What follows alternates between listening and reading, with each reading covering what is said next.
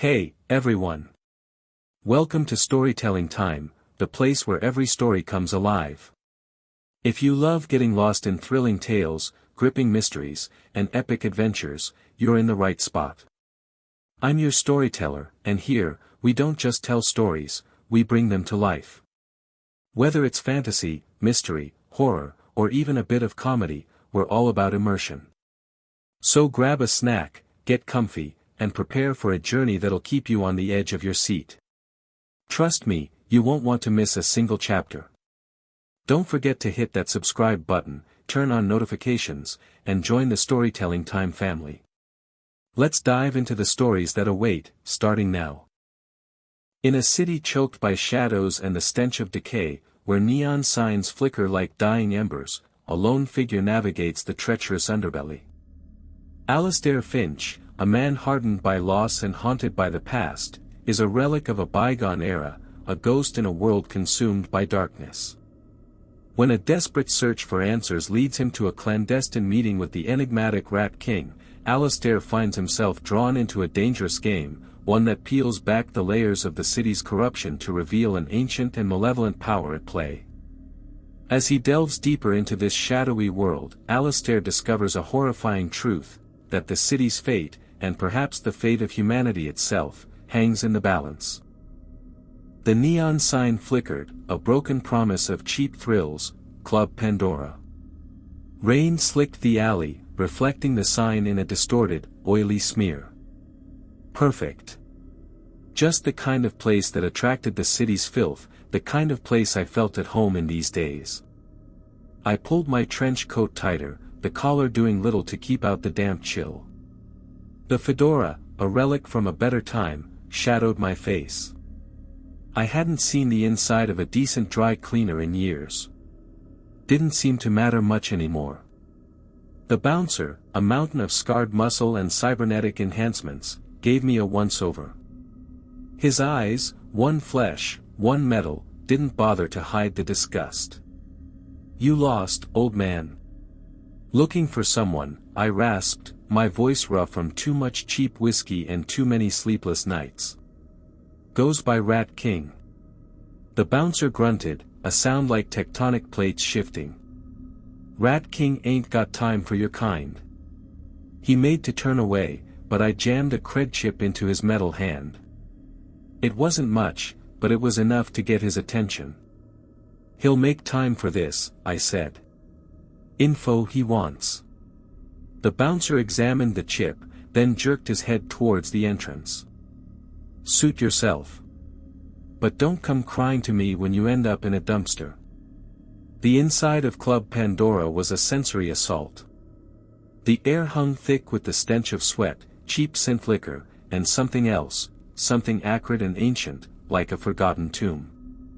The music, a pounding industrial dirge, vibrated through my bones. Bodies writhed on the dance floor, lost in a grotesque parody of joy. I scanned the crowd, my eyes peeled for any sign of my target. I found him in a VIP booth, naturally. The king held court amidst a gaggle of sycophants, all fawning over his every word. He was a skinny, pale man with greasy black hair and a sneer that seemed permanently etched onto his face. Even under the dim, pulsating lights, I could see the rot in him. The sickness that clung to anyone who'd made a deal with them. I pushed my way through the throng, ignoring the curses and shoves. When I reached the booth, the Rat King's eyes flicked over me, dismissing me like a stray dog. "Beat it, old-timer," he snarled, his voice a grating rasp. "Can't you see I'm busy? Busy selling your soul?" I shot back, loud enough to cut through the music. His eyes narrowed. A flicker of genuine interest, or maybe just irritation. "Who the hell are you?" "Alastair Finch," I said, the name feeling like a rusty blade on my tongue.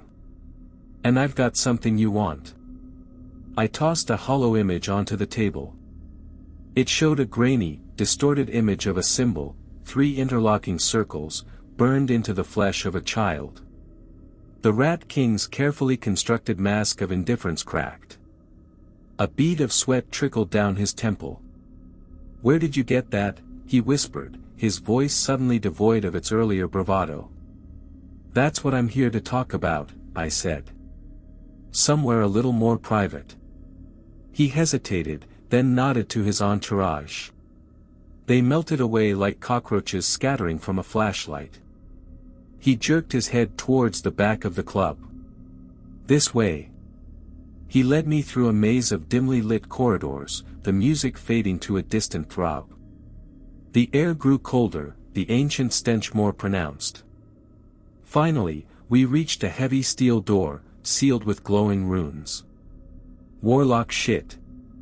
The Rat King keyed in a code, the runes flared, and the door hissed open, revealing a chamber that made my blood run cold. The chamber beyond the steel door was a shock to the system. It wasn't the opulence I'd expected, not some plush VIP room. Instead, it was a dungeon. Rough-hewn stone walls wept with a greasy, black moisture. Iron chains hung from the ceiling, their purpose all too clear.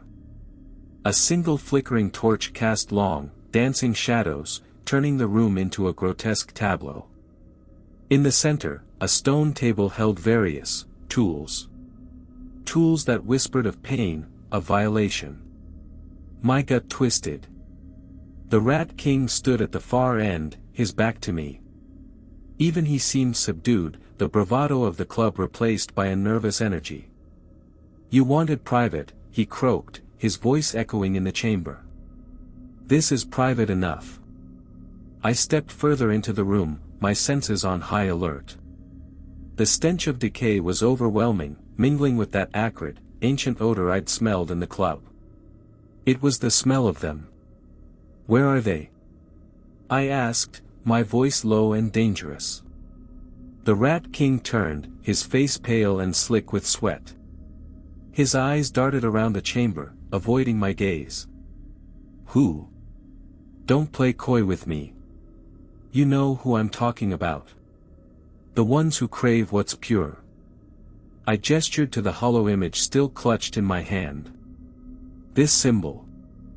I've seen it before. On the children." He flinched, his hand going to his throat as if he could physically choke back the words. I don't know what you're talking about." I took another step closer, the shadows swallowing me. "Bullshit. You reek of their taint. You're one of their puppets. They offered me power," he stammered, his voice barely a whisper.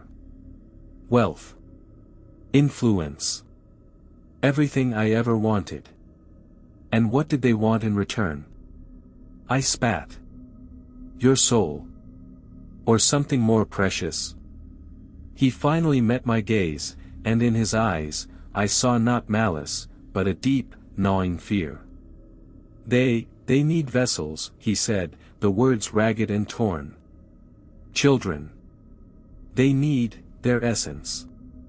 The pieces of the puzzle were starting to fit together, forming a picture more grotesque than I could have imagined. "Essence? You mean their souls?" He nodded, a single tear tracing a path through the grime on his cheek. "It sustains them. Their beauty. Their power. It's an addiction.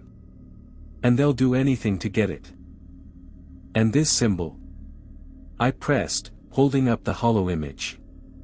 "What does it mean?" "It's a mark," he whispered. "A brand. It signifies ownership.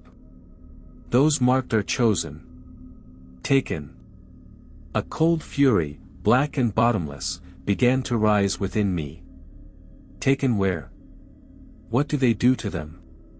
He shook his head, his eyes wide with terror. "I don't know. I swear to God, I don't know. They keep that part secret. The inner circle, they're the only ones who know." "The inner circle," I repeated, the words like gravel in my mouth. "Then that's where I need to go." The Rat King recoiled, shaking his head violently. "No. You can't. Nobody goes there and comes back. It's death. Then I'll die trying, I said, my voice hard as steel. Because I'm done running. I'm done hiding in the shadows while they feast on the innocent. I'm going to tear their world apart, brick by bloody brick. I grabbed him by the front of his cheap synth leather jacket, hauling him close. His breath hitched in his throat. Tell me everything you know, I snarled. Everything about the inner circle. Everything about their operation. Because if you don't, this chamber won't be the worst thing you experience tonight. His eyes darted to the instruments on the table, and a whimper escaped his lips. I didn't need to elaborate. The threat hung heavy in the air, thick with the stench of desperation and dark magic. He started to talk. The Rat King, his face a mask of terror, spilled his guts. He wasn't a big player, just a cog in their machine, a local facilitator. He ran the club, a place where the witches and warlocks could mingle. He directed them to suitable vessels, children with a certain vulnerability. He also traded in other things they liked, occult artifacts, rare ingredients, and other things. He knew little of the inner circle itself. Only that they were the true power, the ancient ones, and that they resided in a place of shadows and dark magic. A place he called the Ethereum. The name itself sounded like a disease. But he did know one thing, a name whispered in fear, Professor Armitage. My blood ran cold. Armitage. It couldn't be. Armitage's inner circle. I snarled, my grip tightening on his jacket. The Rat King nodded, his eyes wide. He is one of them. A high-ranking one. He chooses many of the taken. The world tilted on its axis. Professor Armitage, my old teacher. The man I'd almost trusted. The one who had been there from the beginning of Corbin's disappearance. It was almost too much to take in. Where can I find him? I demanded. He hesitated, then rattled off an address. A heavily guarded estate on the edge of the city. A place the Rat King had visited only a handful of times, under strict escort. A place of dread. I released him, and he slumped against the wall, a broken man. I stared at the address, my mind racing. Armitage. The Ethereum. It was a path forward, but a deadly one. You helped them, I said, turning back to the Rat King. You led them to the children. He didn't deny it. He just shook his head, a single tear escaping his eye. What do you want me to say? He croaked. I was weak. They offered me everything. I didn't know. I didn't know what they really wanted. Everyone has a choice, I said, my voice like ice. You made yours. I turned to leave, but something caught my eye. On the stone table, amidst the instruments of torture, lay a familiar object. Corbin's toy. The dark He-Man figure. I picked it up, the plastic cold and smooth in my hand. A wave of nausea washed over me, the memories of my lost friend flooding back. Corbin, with his wide eyes and his trusting smile. Corbin, who had been so easily lured into their trap. A red haze of fury descended over me. I crushed the toy in my fist, the plastic shattering into jagged pieces. I'm going to make them pay, I snarled, my voice a low growl. Every last one of them. And I'm starting with Armitage. I left the Rat King in his dungeon, the image of Corbin burned into my mind. The rain had stopped, and the first rays of dawn were painting the sky a sickly yellow. It was a new day, but the darkness of the world remained. I had a name. I had a place. I had a target. And I had a promise to keep. The address the Rat King had given me led to the edge of the city, where the decaying industrial sprawl gave way to a twisted kind of opulence. Wrought iron gates, easily 20 feet high and adorned with grotesque carvings of leering faces and writhing figures, marked the entrance to Armitage's estate. The whole place reeked of old money and older evil. A pair of guards, clad in black uniforms that looked more like the attire of some twisted cult than any kind of security force, stood watch behind the gates. Their eyes glowed with an unnatural light, and I could feel the dark magic radiating off them like heat from a furnace. I shadowed them from a distance, studying their movements. There had to be a way in, a weakness in their defenses. The main gate was a suicide mission. I needed a more subtle approach. The estate was surrounded by a high stone wall, topped with razor wire and what looked like some kind of arcane energy field. I walked the perimeter, searching for a way through, the darkness amplifying the feeling of dread that emanated from the place. Finally, I found it, a section of the wall partially obscured by a cluster of overgrown, twisted trees. The energy field flickered and pulsed weakly in this area, as if the ancient magic of the place was struggling against the encroaching decay. It was a long shot, but it was the only shot I had. I waited until the guards were at the far end of their patrol, then slipped into the shadows of the trees. The air crackled with dark energy, raising the hairs on my neck. I could feel the witch's power here, ancient and malevolent, like a living thing. I reached the wall and examined the weakened section of the energy field. It was unstable, fluctuating, but still potent enough to fry me if I wasn't careful. I pulled out my tools, a set of specialized devices I'd acquired over the years, each designed to disrupt or neutralize specific types of magic. Working quickly and silently, I began to calibrate the devices, feeding them small bursts of energy, testing the field's resistance. The air shimmered and distorted around me, the stench of ozone and burnt magic filling my nostrils. It took time, but finally, I managed to create a small, localized disruption in the field. Just enough for me to slip through. I took a deep breath, steeling myself, and stepped through the gap. The world twisted and contorted around me as I passed through the energy field. It felt like being plunged into ice water and fire simultaneously, my body screaming in protest. I emerged on the other side, gasping for breath, my vision swimming. I was inside. The estate was a nightmare made real. The grounds were overgrown and twisted, the once manicured lawns now a tangle of thorns and poisonous weeds. The mansion itself loomed in the distance, a Gothic monstrosity of black stone and shadowed spires, its windows like vacant eyes staring out into the darkness.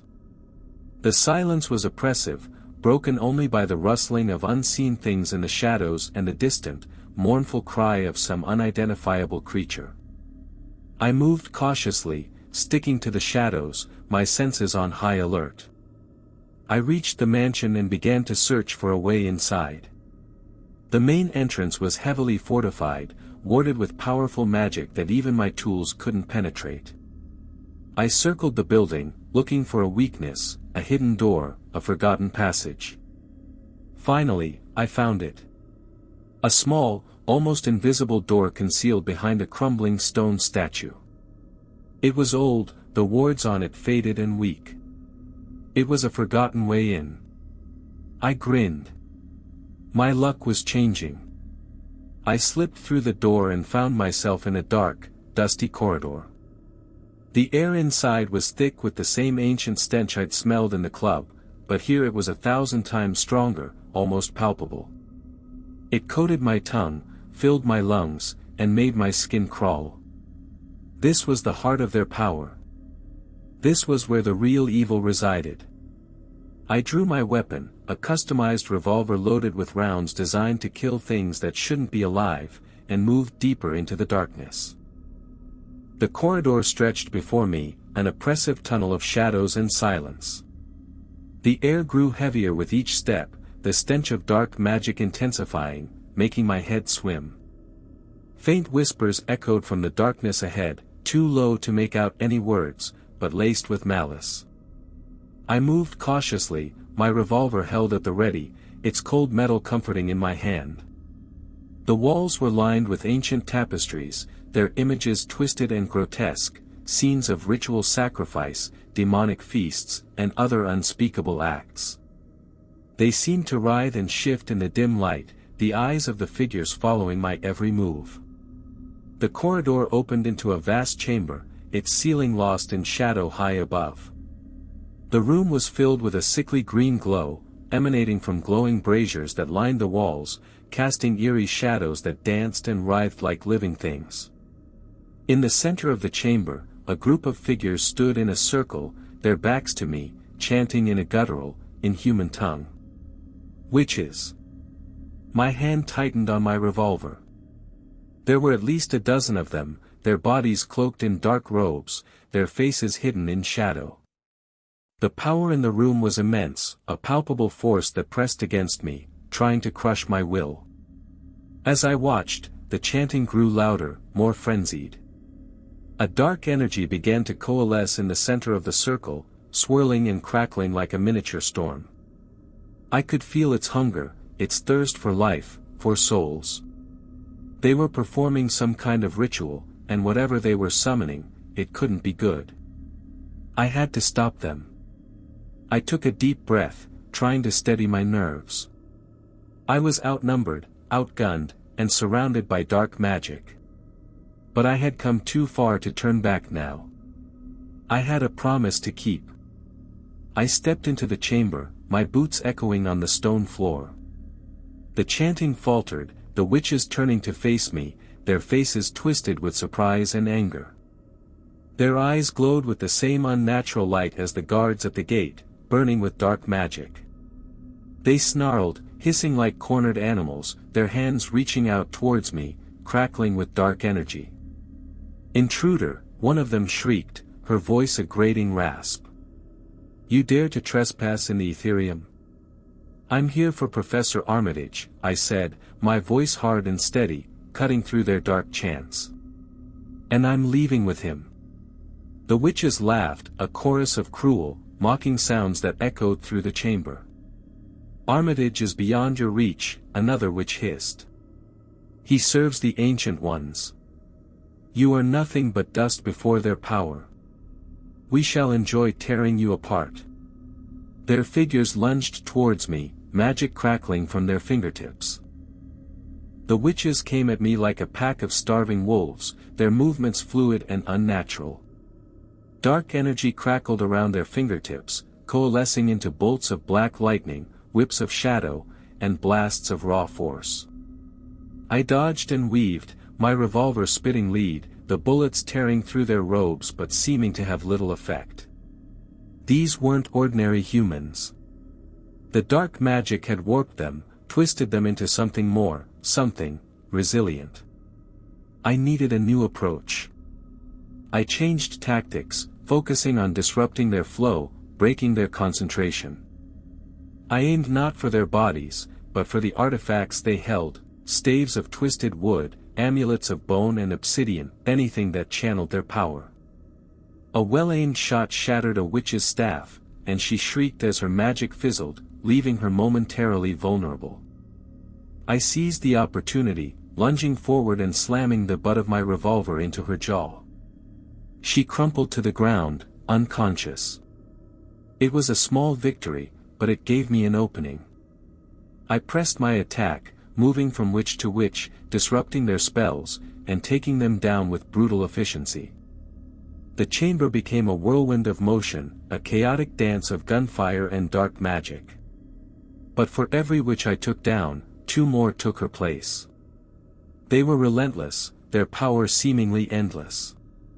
I was starting to tire, my movement slowing, my breath coming in ragged gasps.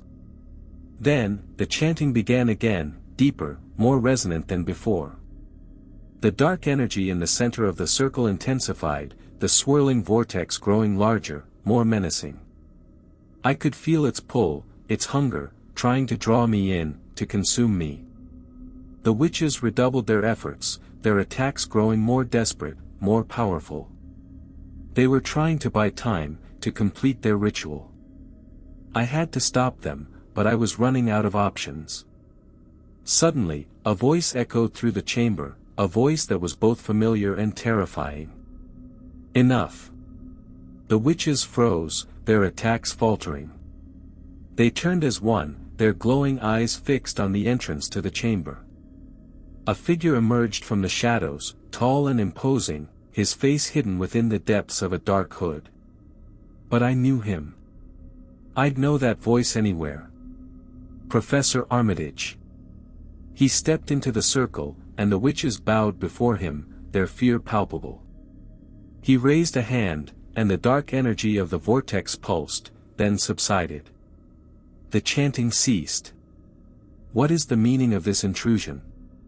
Armitage said, his voice a low, menacing rumble.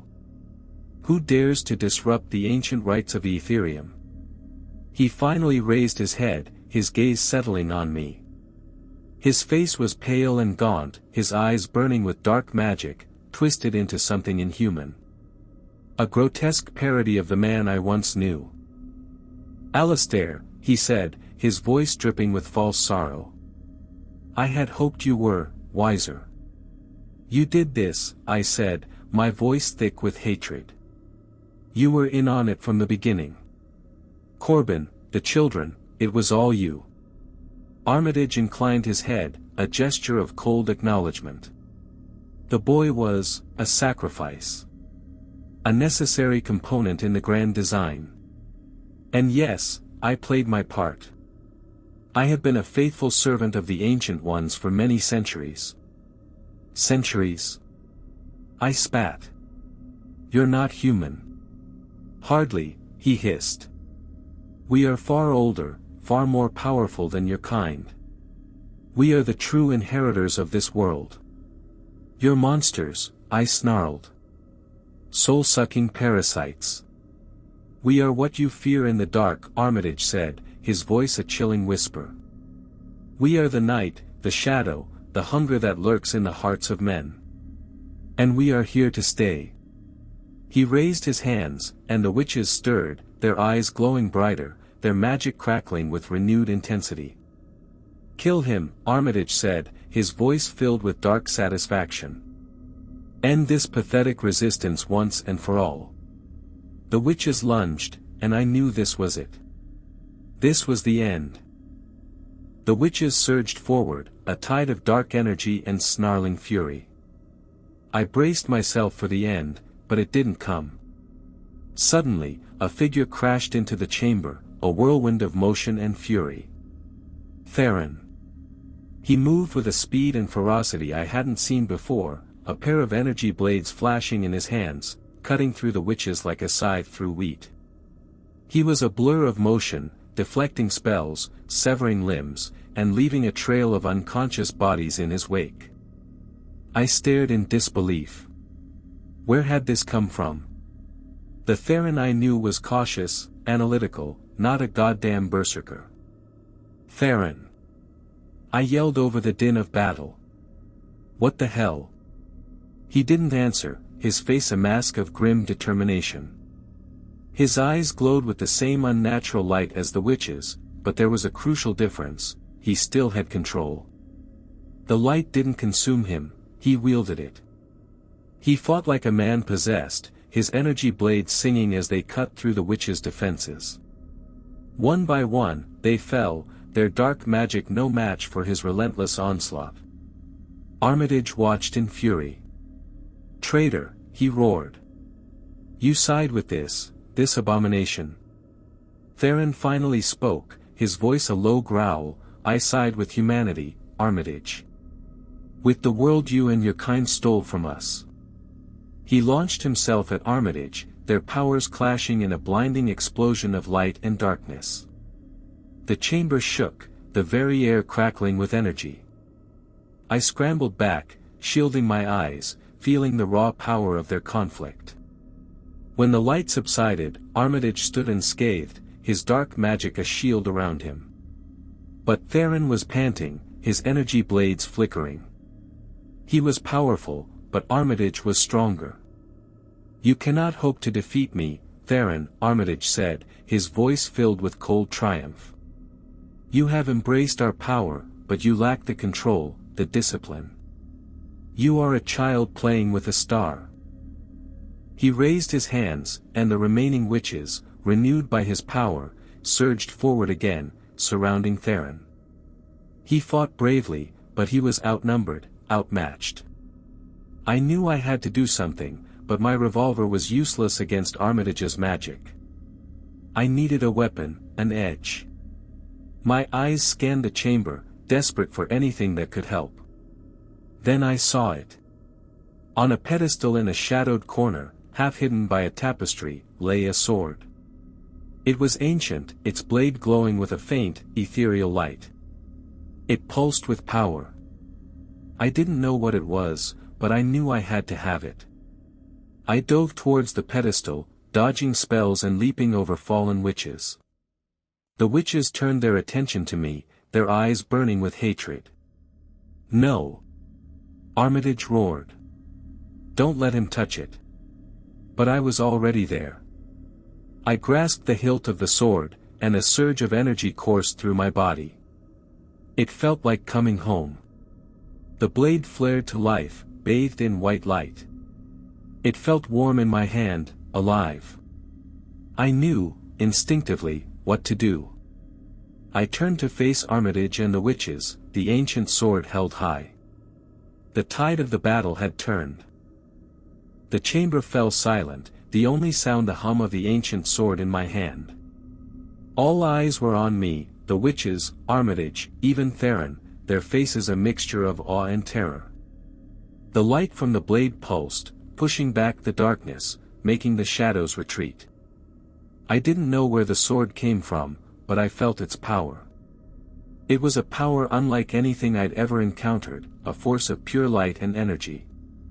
It felt righteous. Armitage stared at the sword, his face a mask of fury and disbelief. That cannot be," he snarled. "It is anathema to our kind. It has no place here." "Then I guess you're in the wrong place," I said, my voice amplified by the sword's energy, echoing through the chamber. I raised the sword, and the light intensified, banishing the oppressive darkness. The witches recoiled, hissing and shielding their eyes, their power waning in the presence of the blade. "Attack!" Armitage roared, but his command lacked its earlier authority. The witches hesitated, their fear overriding their obedience. I didn't wait for them to regain their courage. I moved, the sword a natural extension of my arm. It sang through the air, cutting through the witches' spells like they were cobwebs. The witches fell before me, their dark magic no match for the sword's light. They dissolved into smoke and shadow, their essence fading away, leaving behind only empty robes. Armitage watched in horror as his followers were cut down. His face twisted with rage, he unleashed a torrent of dark energy, a chaotic storm of black lightning and raw power. I met his attack with the sword, the blade deflecting his magic, the light pushing back the darkness. The force of the impact sent shockwaves through the chamber, the very foundations of the Ethereum trembling. "You cannot defeat me!"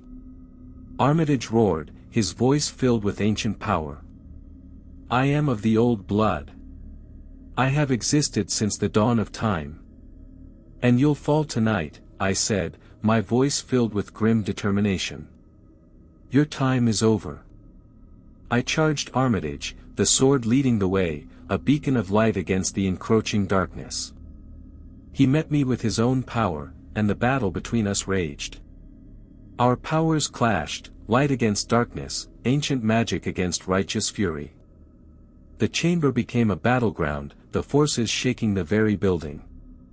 I fought with a strength I didn't know I possessed, fueled by the sword's power and my own burning desire for vengeance. For Corbin, for the children, for the world they had stolen. Finally, I saw an opening. I lunged forward, the sword piercing through Armitage's defenses, the light of the blade searing his flesh. He screamed, a sound of ancient pain and fury, and his body began to disintegrate, his dark magic fading away. This cannot be." He gasped, his eyes burning with hatred. We will return, stronger, eternal. His body dissolved into dust, and his voice was silenced forever. The remaining witches, seeing their master fall, scattered like rats, fleeing into the shadows. The Etherium was silent, the darkness banished, replaced by the faint, ethereal glow of the ancient sword. The battle was over. I stood in the center of the chamber, the sword still pulsing in my hand, the weight of victory heavy on my shoulders. I had done it. I had defeated Armitage, struck a blow against the heart of their power. But I knew this was just the beginning. The war was far from over. The silence in the Etherium was profound, broken only by the soft hum of the ancient sword in my hand and the ragged sound of my own breathing. The echoes of the battle still hung in the air, the scent of burnt magic and ozone stinging my nostrils. Theron approached me, his face pale but resolute. He looked exhausted but exhilarated, his eyes glowing with a faint echo of the power he had wielded. What was that? I asked, gesturing to the energy blades he had used with such deadly skill. I've never seen you fight like that. He hesitated for a moment, then sighed. It's a power that runs in my family, he said. An ancient ability. I never fully understood it, never dared to use it, until now. You saved my life, I said, offering him a grateful smile. I owe you one. We saved each other, he replied. And we're far from finished. This victory is important, but it's just a single battle in a much larger war. He was right. As the adrenaline faded, the weight of our situation settled back upon me. We had defeated Armitage, a significant blow, but the witches and warlocks were a vast and ancient enemy. Their roots ran deep, their influence spread throughout every level of society. What do we do now? I asked. Where do we go from here? We need to find the others, Theron said. The rest of the resistance. They'll be scattered, disorganized after so many years of hiding. We need to rally them, show them that the enemy can be beaten. And then? Then, Theron said, his eyes hardening with determination, we take the fight to them. We strike at their strongholds, disrupt their operations, and liberate their hold on this world. His words were inspiring, filled with a fiery conviction that mirrored my own. We had struck a blow against the darkness, and now we had to fan the flames of rebellion. We spent the next few hours searching the Etherium, but the witches were gone. They had fled into the shadows, leaving behind only empty chambers and the lingering stench of their evil. We did find a few prisoners, though, humans who had been captured and were being held for some unspeakable purpose. We freed them, and their gratitude gave us a renewed sense of purpose. As the first rays of dawn broke through the shattered windows of the Etherium, casting long, eerie shadows, we emerged from the estate, leaving behind the scene of our victory. We carried the ancient sword with us, its light now dimmed but still pulsing with a faint energy. We knew the path ahead would be fraught with peril. The witches and warlocks would be seeking revenge, their power and fury unleashed upon us.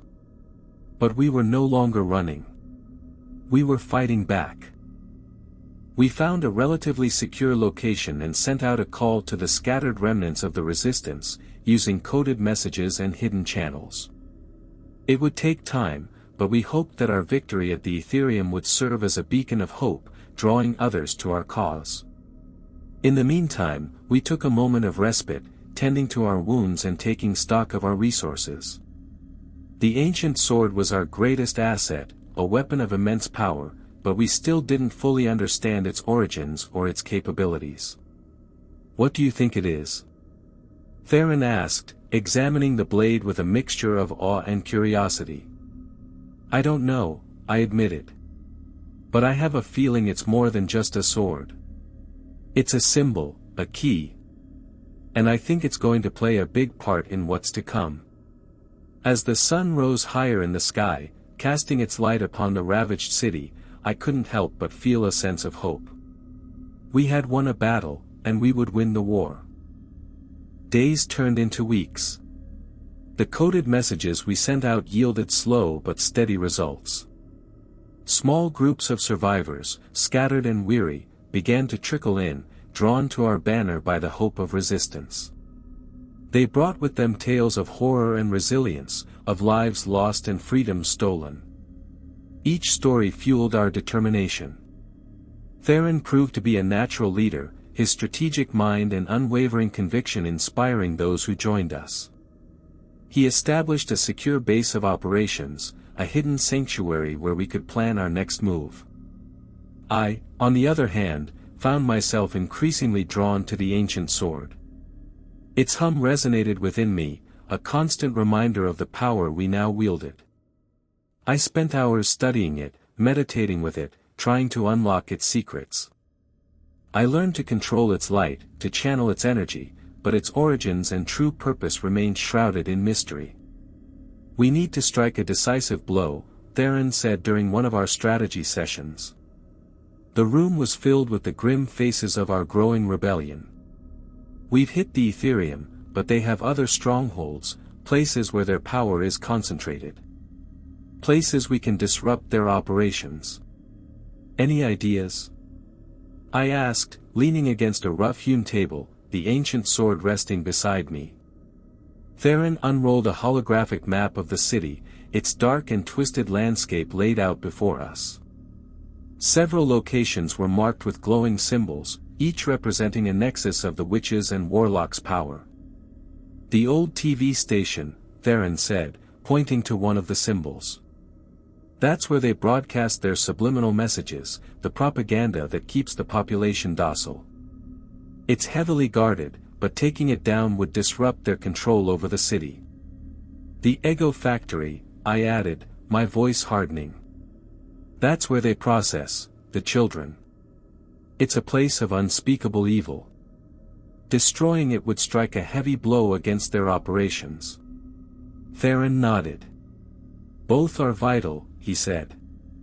"But we don't have the forces to attack both simultaneously. We need to prioritize." A debate ensued, the survivors voicing their opinions, their fears, and their hopes. Some argued for a direct assault on the TV station, believing that freeing the population from the witches' propaganda was paramount. Others advocated for a strike against the Ego Factory, driven by a desire to avenge the stolen children and cripple the witches' source of power. I listened to their arguments, my mind racing. Both options were fraught with peril, but inaction was not an option. We had to take the fight to the enemy, to disrupt their control and liberate this world from their dark reign. Finally, I spoke, my voice cutting through the debate. "We hit them both," I said. "But not at the same time. We split our forces. A smaller, more agile team hits the TV station, disrupting their broadcast and sowing chaos. The rest of us hit the Ego Factory, and destroy that place once and for all." The room fell silent, all eyes turning to me. They could see the resolve in my face, the burning conviction that mirrored their own. "It's risky," Theron admitted. "But it could work. It would stretch their forces, catch them off guard." "It's time to take the fight to them," I said, my hand resting on the hilt of the ancient sword. "We have the element of surprise. We have the weapon to even the odds. And we have nothing left to lose." A murmur of agreement rippled through the room. The survivors, their faces etched with determination, nodded in unison. They were ready to fight. The plan was set. We would divide our forces, gather our weapons, and prepare for the coming assault. The time for hiding was over. The time for liberation had begun. The assault on the Ego Factory began under the cloak of darkness. We moved in convoy, a ragtag fleet of armored vehicles and modified transports, the ancient sword mounted at the lead vehicle, its faint glow cutting through the night. The air was thick with tension, a mixture of fear and adrenaline. We knew what awaited us, a place of unimaginable horror, a fortress of dark magic and twisted machinery. I led the main force, with Theron leading the team heading to the TV station. We split up a few miles from our target, and as we parted ways, Theron clasped my shoulder. "Be careful, Alistair," he said, his voice tight with concern. "That place, it's evil. I can feel it." "We'll destroy it, Theron," I replied, my hand resting on the hilt of the ancient sword. "We have to." He nodded, then turned and disappeared into the night with his team. I watched them go, a knot of worry in my stomach. We were splitting our forces, taking a huge risk, but it was a risk we had to take. The Ego factory loomed before us, a colossal structure of steel and shadow, its silhouette a jagged scar against the night sky. It was surrounded by high walls, fortified with arcane energy fields and guarded by legions of witches and warlocks. We hit the perimeter hard and fast, our vehicles smashing through the outer defenses, our weapons tearing through the enemy ranks. The witches and warlocks fought back with dark magic, bolts of energy and waves of shadow crashing against our assault. The battle was chaotic and brutal. We fought our way through the factory grounds, our numbers dwindling as we pushed deeper into the complex. The ancient sword was my only ally, its light cutting through the darkness, its power cleaving through the enemy's defenses. We reached the main factory building, a towering edifice of reinforced steel and twisted machinery. The entrance was sealed by a massive gate, warded with powerful magic. But we had prepared for this. Our tech experts had devised a way to disrupt the wards, a combination of EMP technology and arcane counterspells. It worked. The gate shuddered and sparked, the wards failing, and we stormed inside. The interior of the factory was a nightmare. Gargantuan machines churned and pulsed, powered by dark energy, their purpose twisted and profane. Conveyor belts carried things. Things that had once been children, their bodies mutilated and transformed, their essence extracted and processed. The sight of it was enough to make even the most hardened among us recoil in horror. A wave of fury washed over me, so intense it was almost blinding. I raised the ancient sword, its light burning brighter than ever before, and I swore an oath. "We will tear this place down," I roared, my voice echoing through the factory. "We will avenge these children. We will destroy the evil that created this abomination."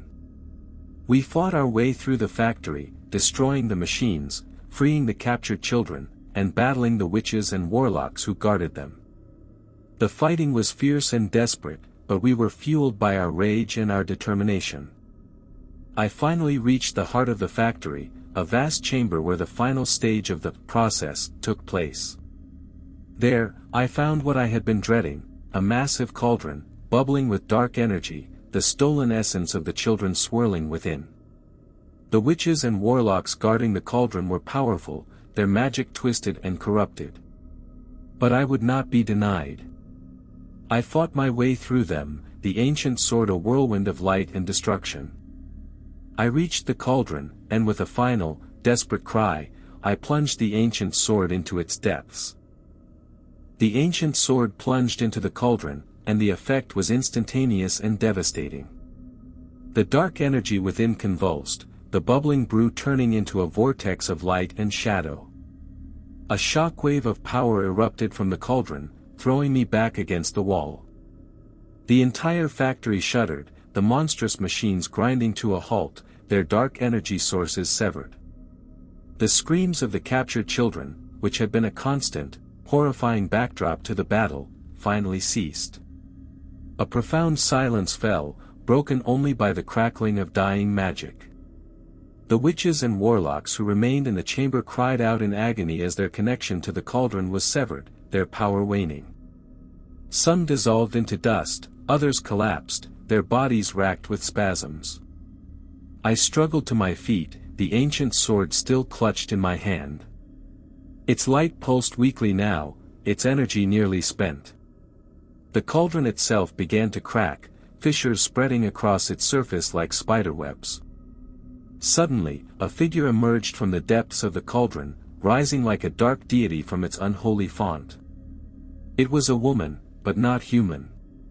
Her skin was pale and stretched, her eyes burned with malevolent energy, and her lips were curled into a rictus grin. I realized, the ancient and powerful witch who led them all. She was even more terrifying than I had imagined, her presence radiating an aura of ancient evil.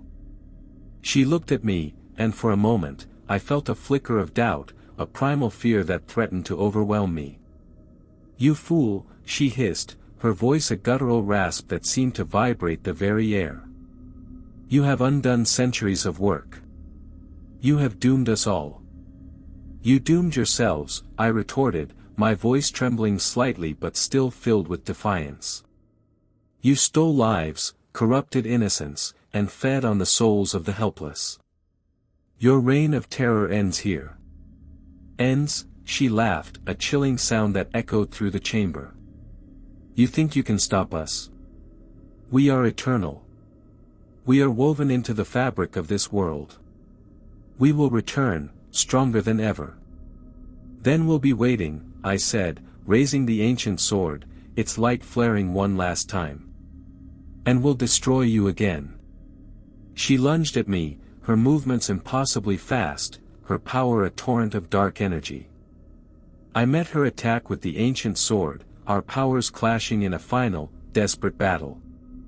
The chamber became a vortex of light and darkness, the forces of good and evil colliding in a cataclysmic confrontation. I fought with every ounce of strength I had left, fueled by my rage, my grief, and my unwavering determination to end this nightmare. I struck a blow, and the ancient sword connected. Her scream echoed as her body began to disintegrate, her ancient power fading into nothingness. Her scream echoed through the collapsing chamber, a sound of ancient pain and fury, and her body began to disintegrate, her ancient power fading into nothingness. The darkness that had clung to her, to this factory, to this world, began to recede, replaced by a growing light. The cauldron finally shattered, its dark energy extinguished, its purpose undone. The machines throughout the factory ground to a halt, their gears whining in protest before falling silent. The oppressive weight that had hung over this place for so long lifted, replaced by a sense of liberation. I stood amidst the wreckage, the ancient sword heavy in my hand, its light now a soft, steady glow. I had done it. I had destroyed the heart of their operation, defeated their leader, and avenged the stolen children. But the victory felt hollow, tainted by the horrors I had witnessed, the lives that had been lost. The surviving members of our force gathered around me, their faces etched with exhaustion and grief, but also with a newfound hope. We had struck a decisive blow, but we had paid a heavy price. We made our way out of the factory, the rising sun casting long shadows over the battlefield. The once imposing structure was now a ruin, a testament to the destructive power of the witches and warlocks, and to the resilience of those who dared to oppose them. As we emerged, we were met by the sight of more reinforcements. Theron and his team had succeeded in taking down the TV station, disrupting their broadcast and sowing chaos in the city. They had arrived just in time to witness the final destruction of the factory. Theron rushed towards me, his face a mixture of relief and concern. "Alistair. You're alive. What happened in there?" I told him everything, the monstrous machines, the cauldron, the final battle. He listened in grim silence, his expression hardening with each detail. "We've won a major victory," he said when I was finished, "but the war is far from over. The witches and warlocks are scattered, disorganized, but they are not defeated. They will regroup, they will seek revenge." He was right. We had cut off the head of the snake, but the body still writhed. The remaining witches and warlocks, stripped of their leadership and their primary source of power, would be desperate and unpredictable. They would lash out, seeking to reclaim their lost dominance, and we would be their primary target. We gathered the freed children, those who had survived the horrors of the factory. They were traumatized, their bodies and minds scarred by the witch's dark magic. We vowed to protect them, to help them heal, and to ensure they would never again fall prey to such evil. The battle for the Ego factory became a symbol of hope for the resistance. News of our victory spread like wildfire, inspiring others to rise up and join our cause. The tide was turning, but the war was far from over. The weeks that followed the destruction of the Ego factory were a whirlwind of activity. Survivors poured into our makeshift base, drawn by the tales of our victory and the hope of a future free from the witch's tyranny. We organized, trained, and planned, preparing for the final confrontation. The ancient sword became a symbol of our rebellion, its light a beacon in the darkness. I learned to wield it with greater skill, mastering its power, but its origins and purpose remained a mystery. It was as if the sword itself was waiting for the right moment to reveal its secrets. Theron and I worked tirelessly, coordinating our forces, forging alliances with other resistance groups, and gathering intelligence on the witches' movements. We discovered that they had retreated to their last stronghold, an ancient citadel hidden deep within the city's oldest catacombs. It was a place of immense power, a nexus of dark magic that had been their sanctuary for centuries. "They're cornered," Theron said, spreading a holographic map of the catacombs across our command table. The citadel was a labyrinthine structure, riddled with traps and guarded by the most powerful witches and warlocks. But they're still dangerous. They'll be fighting with their backs against the wall. "Then we'll hit them with everything we've got," I said, my hand resting on the hilt of the ancient sword.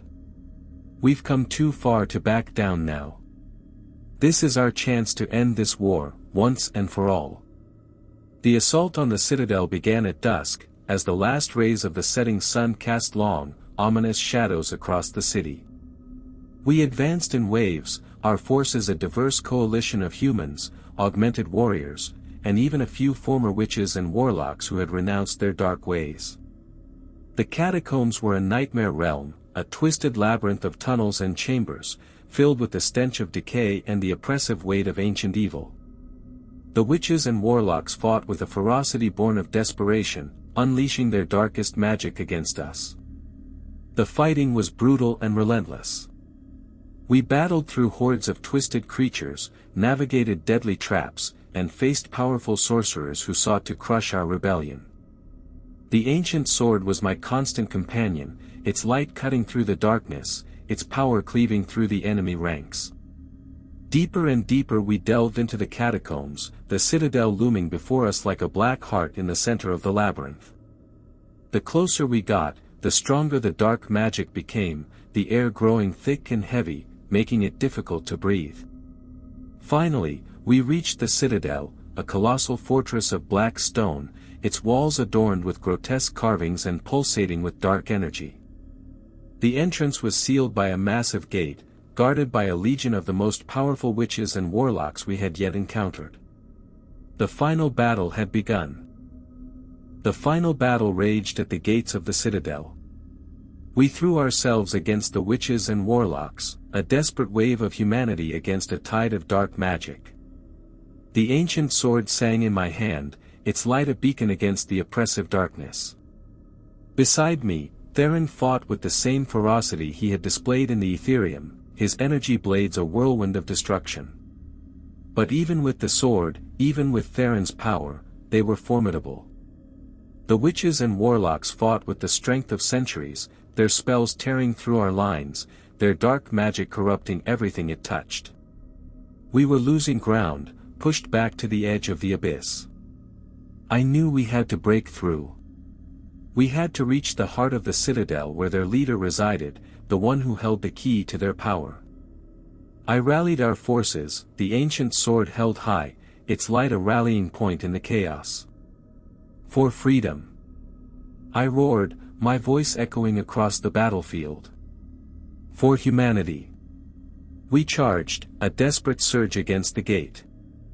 The witches and warlocks met us with a wall of dark energy, a barrier of pure malevolence.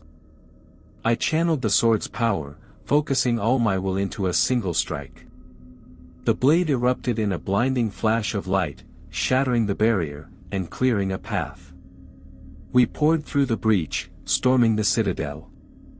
The interior was a twisted reflection of the outside world, a realm of shadows and decay. We battled our way through its labyrinthine halls, facing horrors that defied description. Finally, we reached the heart of the citadel, a vast chamber where the leader of the witches awaited us. She was ancient, her face a mask of timeless evil, her power a palpable force that filled the room. The final confrontation was a clash of titans. Her dark magic against the light of the ancient sword, a battle for the fate of the world. I fought with a strength I didn't know I possessed, fueled by the sacrifices of those who had fallen, by the hope of a future free from her tyranny. And in the end, I prevailed. The ancient sword found its mark, piercing her heart, and her ancient power exploded in a blinding flash of light. The citadel shook, its foundations crumbling, and the darkness that had clung to this world for so long began to recede. The remaining witches and warlocks, their leader defeated, their power broken, scattered and fled, their reign of terror finally over. The battle was won. In the aftermath, we emerged from the catacombs into a world bathed in the light of dawn. The city was in ruins, scarred by centuries of oppression and the recent battles, but it was free. The age of the witches and warlocks was over, and the age of humanity had begun. We rebuilt, slowly and painstakingly, working together to heal the wounds of the past and create a better future. The ancient sword, its purpose fulfilled, faded away, its light merging with the rising sun. In the time before memory, when the world was still young and magic was raw, they came. Not from the stars, as many would later believe, but from the depths of the earth itself. They were the firstborn, children of the earth and shadow, beings of immense power and ancient hunger. They found humanity in its infancy, fragile and vulnerable, scattered across a world teeming with untamed forces. At first, they watched, studied, intrigued by the human's potential. But soon, their interest turned to something darker. They saw in humans a spark of life, a vital essence that they themselves had lost. The firstborn craved that essence. It sustained them, fueled their magic, and granted them a twisted form of immortality. They began to harvest it, subtly at first, weaving themselves into human society, offering gifts of knowledge and power in exchange for compliance. Those who submitted thrived, becoming vessels of the firstborn's will, their lives extended, their desires granted. They became the first warlocks, the chosen, the favored. But for every warlock, 100 humans were drained, their lives shortened, their spirits diminished. The humans called them witches, those who served the firstborn, wielding their dark magic and enforcing their will. They were the shepherds, and humanity their flock, to be cultivated and harvested. For centuries, this balance held. The witches and warlocks ruled in secret, their power growing, their influence spreading like a creeping rot. Humanity, unaware of the true source of its suffering, lived in fear and ignorance, their potential stunted, their future mortgaged to an ancient evil.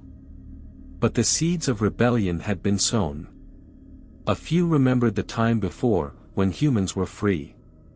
They whispered tales of the firstborn, of their hunger and their cruelty. They passed down the knowledge of ancient ways, of a power that could rival the witch's magic. And they waited, for the time when the whispers would become a roar, when the darkness would be challenged, and the world would be reborn.